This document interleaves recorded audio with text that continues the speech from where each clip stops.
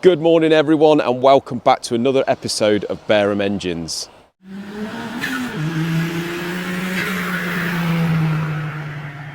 Before we go any further guys, remember hitting that subscribe and like button really helps the channel. So just press the like, press subscribe and we'll thank you again. Cheers guys. Right, so you remember in the last video, at the very beginning of the last video, I was a little bit gutted. We come to clean the van and there was a little panel missing off the side of the van.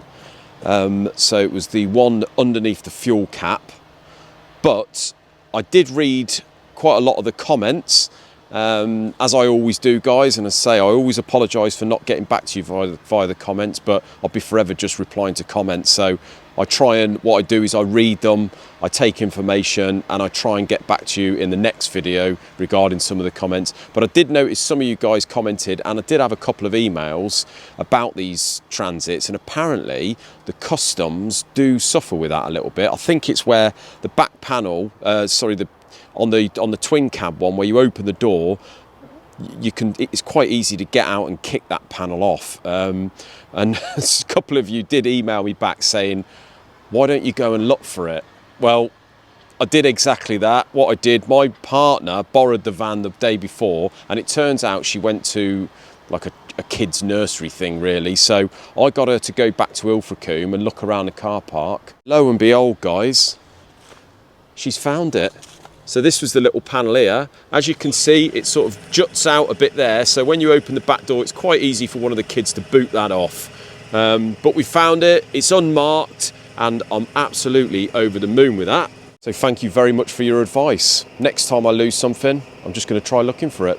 Right guys, so I did say in a few videos ago that Paul in here, our Paul, that he does Alfa Romeo engines, and it looks like today that he's just had another one delivered. Now this is a little bit of a rare beast, and I must admit I've never seen one of these before. So I'm just going to go and grab Paul to explain a little bit as to what this is and what he's doing with it. Good morning Paul. Monday morning. Good morning, Monday morning. Feeling fresh? Not really, no, it's Monday morning mate. Not my mate. Still feel asleep. I'm stoked to be up. Yeah. Stoked. So we've got I believe this is a 2.6 straight 6 mate. This 2.6 straight 6 Alfa Romeo engine. Okay. It's a bit of an oddball really. Didn't make that many. No. It's a little bit like the 4-cylinder ones we do, but basically just an extra 2 cylinders, slightly different design on the front cover and the oil pump. And it does look distinctly bigger and wider, doesn't it? It's massive. Yeah. This is going to be interesting getting the back of the car later. But yeah, it's pretty much similar design. The oil pump is external on this one. Okay. Which is down here, nice big oil pump. Oh, I see, yeah. That's handy really though, isn't it, having it external? Or is it? Is it an advantage? Well, it can be a right pain in the arse to get oil pressure up when they're new. Oh, really? So, because it's such a big engine. So really, when you open it up, it's the same sort of design, wet liner? Yes, yeah, you can buy new lines and pistons from them. Quite a few years ago, you couldn't get many bits for these, but you can get some bits for them now, so it's much easier to rebuild them. So oh, I see. This will be the second one we've done this year. Oh, really? We've done one of them in February, March this year, so. Oh, okay. That was yeah, quite interesting. But it is a beast. But it's not as heavy as you think. It's Addy block as well. Yeah. So it looks heavy. Well, it is, but it's not as heavy as some of those Jag engines. It's a bit of a shallow sump as well on that, isn't it? Yeah, they're a bit of a pain in the arse to get on the engine stand because this overhangs so much. Oh, I see. So you got it on the engine stand, and it's like sort of bowing over. It's a big bugger. It's a bit like the Jags, really, but. Yeah, I think Jags are much heavier. Jags are longer, but this is definitely wider. Yeah, and being Addy block, like you say, quite a lot lighter. Interesting one to get into. Very interesting. You'll have to do a bit of footage along the way when you're doing it. Make my own vlog. Make your own vlog, mate. Get us involved. Yeah. Oh yeah, you'd be get Isaac the crank out of it. Getting to balance it right now. Yeah. So yeah, a bit of an interesting one that. As I say, I've never seen one of these before. He says that he's done one this year already. So yeah, it'd be an interesting one. But remember guys, as I say, credit where it's due. Bob Dub Motorsport, that's what Paul runs now as a bit of a sideline, and obviously works for us whenever he can. But yeah, if you've got an Alfa Romeo, there you guys. Right guys, so I had a little telling off actually in the comments by a couple of people saying, why do I always put my thumbnail and title video right at the end of the video? Don't really know what difference that'll make, but I thought what I'll do now is I'll just chuck it in the middle guys, so mix it up a little bit, make it a bit more exciting for you. So I'm really sorry about that. thumbnail and title time. What this is about really is we've got 3 ongoing warranty sort of claims, if you like. Just thought I'd let you know what's going on with them really, as we haven't really heard much about them recently. So we start off with the first one. So the first one is the guy with the diesel transit engine, the one that was leaking oil out of the flywheel bolt that he happened to remove. Yeah, that one. So I told you that we heard from him. We heard from him in May, and then maybe the end of the summer. I can't remember now. But anyway, he sent a sort of fairly hefty report, really, written by himself, and that contained an engineer's report. So he's obviously hired an engineer to go in and inspect the engine, and the engineer's report said that the fault was down to us. Since, with all these, been in touch with a lawyer. So we have a lawyer now who has approached us, and he represents us. So we send him the information and he sorts it out from there. So whether he sent him a letter, not sure, but that has all gone quiet. So fingers crossed, guys, we don't hear any more of that. No news is good news in this case. But yeah, a little bit odd really why he would go out of his way, pay a sort of an independent engineer and then not get back to us at all. Whether our lawyer's letter has scared him, I don't know. The second one, we've got the engine that's on the pallet, the Vauxhall. So that is the guy that we've done all the engine work for. We sent him an estimate over a year ago, and he seemed to think by the time we'd done all the work that the estimate still applies, whereas we'd done a lot more work. So yeah, you know that one, guys. The last we heard from them was that absolutely crazy bill from a debt collector saying that they're trying to recoup £2,300 off us when the bill was only about half that for not getting their engine back. So basically, whether they said that we wouldn't let them have the engine back, we will let them have the engine back with absolute pleasure. Again, we've left that with our lawyer, and he said, yeah, we will let them have the engine back with absolute pleasure, providing they pay the bill. So yeah, told him all about that. Haven't heard back from the debt collectors yet, and that was a couple of months ago now. So fingers crossed, guys. No news is good news. Third and final one is the ongoing one with the gearbox. Now that customer sent us a portfolio of letters, etc., about a week and a half ago, nearly 2 weeks now, and they said they want to hear back from us within 14 days, otherwise they go into the small claims. So again, pass that on to our lawyer, let them deal with it, and yeah, so that is ongoing. Haven't heard anything from them as yet, but I'm sure we will, knowing that customer. He's slightly different to the others, but yeah, bit of an odd one, guys. The one with the gearbox, not even 100% sure really whether that is the actual gearbox that we dealt with. I don't know, I have my doubts. Or the pictures of the box that they're sending us certainly isn't, or how the gearbox was when we had it. So yeah, don't quite know what's going to happen with that, guys, but just thought I would give you an update as to what is happening with the 3 ongoing warranty claims. So absolutely great news, guys. The liners have turned up for the A10 BSA barrels. So we've bored the barrels for the liners. We're going to get those liners in, and I'm going to show you how we do that. So as you can see, here's the liners. So we use Westwood liners, and these are the liners. So these are an 8-inch long liner, a 3-inch diameter, and the correct internal. I think we're going to end up having to take about 1 millimetre out the internal of this to get it for a standard size for the standard A10. So first thing we do, guys, I've measured these bores. I haven't got to hone anything out of these, so I've bored them absolutely perfect, and there's about 3 thou interference on these with the new liners. So the first thing we've got to do is machine these liners to the correct length. Now what we do is, before I machined these liners down, as I showed you in the last video, I measured from the base here, so the bottom face, to the top of the protruding old liner before I machined it, and the dimension I got was 47 millimeters. So what we've got to do here is we've got to measure from that face to the head face there, measure across there, which I've done already, and that measures 101 millimeters. So we've got 101 millimeters plus the 47, gives you what it should end up at. It's like the old one. So plus 47, 148. We convert that to imperial, so divide that by 25.4. That gives us 5.826 inches. Okay, so I've set our vernier at that. Now what we do is use the top of the vernier as a guide on the top of the liner, and use that bottom piece to scribe a line on the liner. If we're a little bit long on these, it doesn't particularly matter, because what I'll do is I'll probably set this up on the mill and just face the liners just before I put the notches out for the com rods, like I said. So let's head over to the big lathe now and turn these down. So we've got our liner in the big lathe here, guys.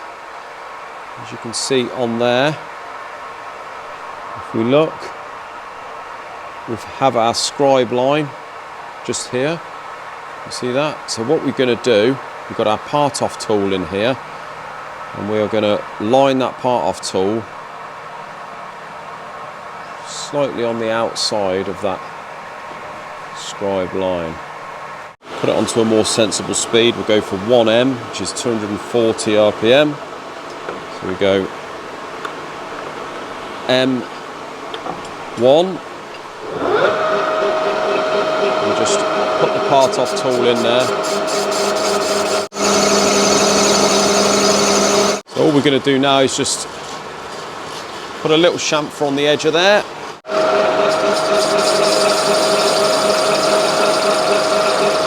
And that's going to be absolutely ideal.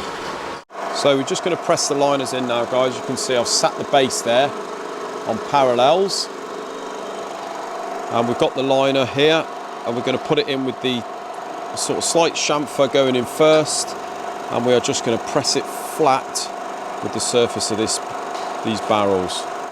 So what we're going to do, guys, is we're just going to push it directly in about 5mm,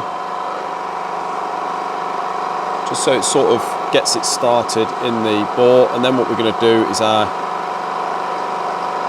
usual 2 bars at 90 degrees from each other, with the bronze on top of the liner. So we have 1 bar one way,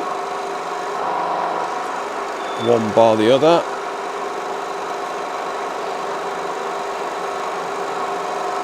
And what that does is that allows,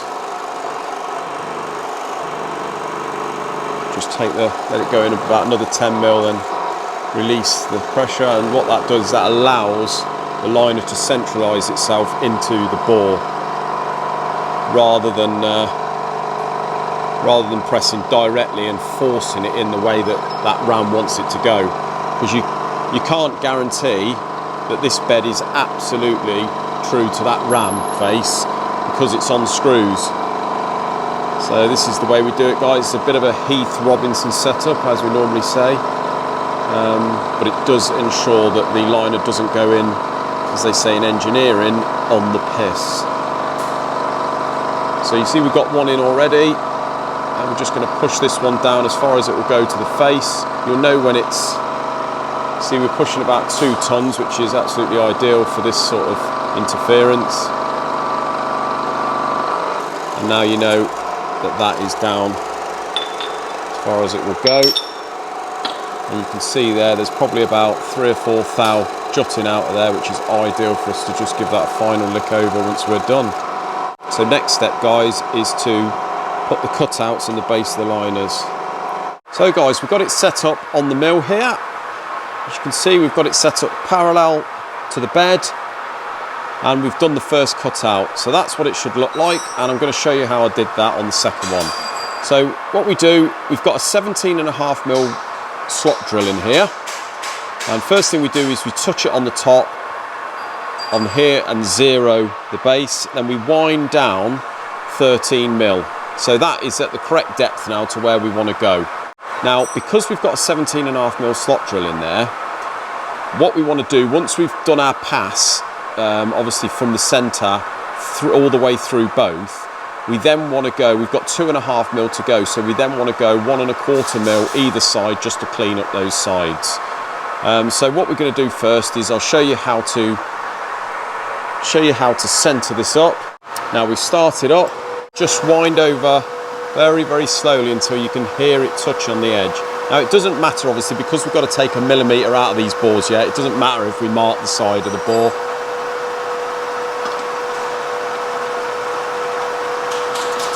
So you can hear that just touching now on the side wall.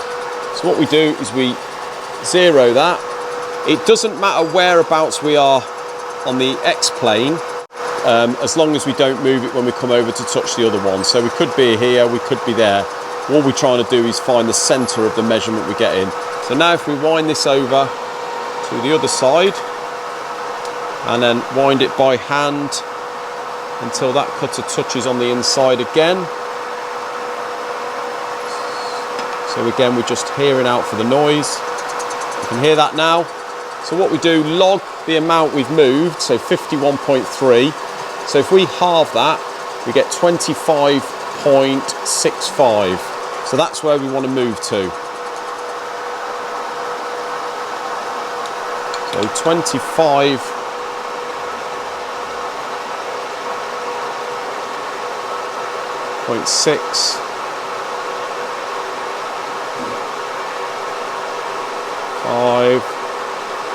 There we go. If we zero that, that is now bang on the centre. So what we want to do is we just want to wind through by hand. Now we've got our depth, just very, very slowly wind through.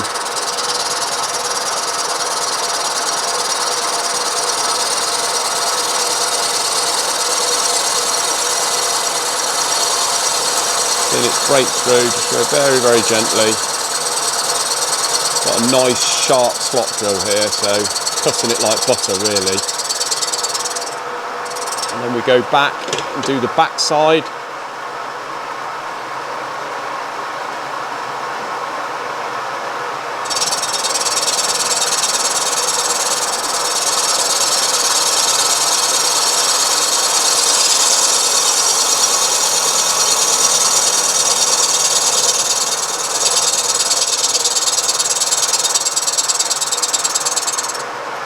So now we're all the way through.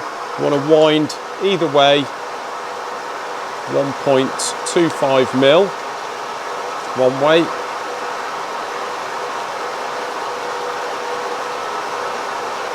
Here we go. And we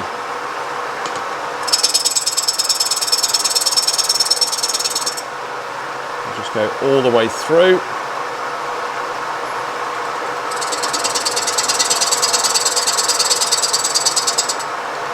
Pass all the way through, and we wind 1.25 the other way. There we go, and we just pass that back.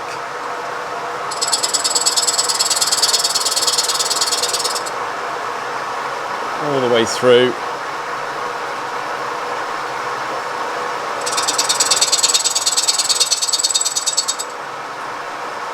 And there we go, guys. All done. So what I'm going to do now is just clean up the exterior here. Make sure we get rid of all the sharp burrs. And then we can set this thing up to bore it. So thank you ever so much for watching, guys. Until another video, take care, subscribe, like, and we will see you again. Cheers, guys.